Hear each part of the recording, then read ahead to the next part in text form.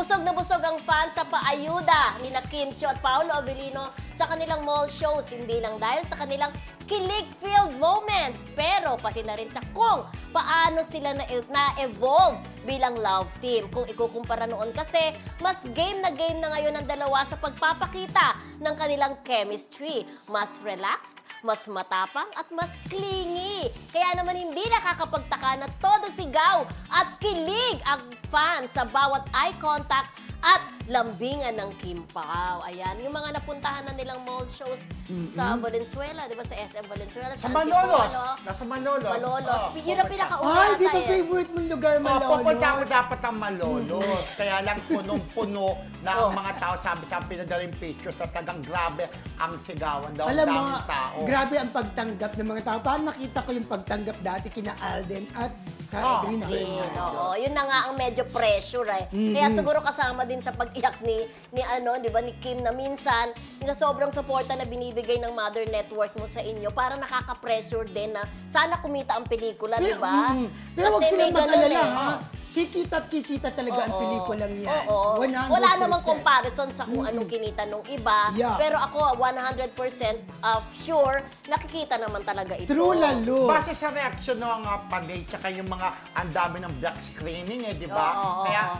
consider din na talagang kikita. At saka, pero ito nga, yung pagiging clingy na nila, meron pa ako nakita yung kumakanta si Kim at saka si Paul na parang sinasenyas yung ano mo, Kim, parang gumagay mata. Paano Bumababa mata? yung ano. Hindi, naka-tube siya. Kasi parang bumababa Oo, habang kumakanta. Hindi dito, yung tube dito eh. Oh, sabi, hindi ko alam yung tube Dito yung tube dito, di ginagano mo. Wala yung Ayun, tube dito parang dito.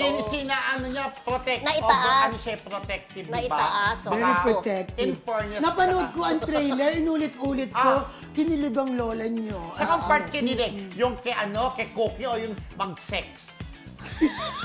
Hindi, meron ganun. Mag-sex. Gusto ko mag-sex! Ang ganun. Yung Ay, baka bawal. yung alam kinilig ako dun Hindi, sa ano. comedy naman ang dating Yung nila doon maghahalikan sila na hindi natuloy, di ba? Ah, At yun okay. ang dapat abangan. Alam mo kung bakit? Hindi, ako Kung magdi-disappear ba magdi-disappear. si Paolo Pero ang Abilino. favorite ko talaga yung nakatapis siya ng tuwalya na Ayun lumabas nga. siya. Na, Alam mo kung ay, anong- pumasok ang anong cookie favorite ko ko? na. Ha? Ganon. Yung walang damit si Paolo. Ay, siyempre, knowing you. Ay, no. Charos!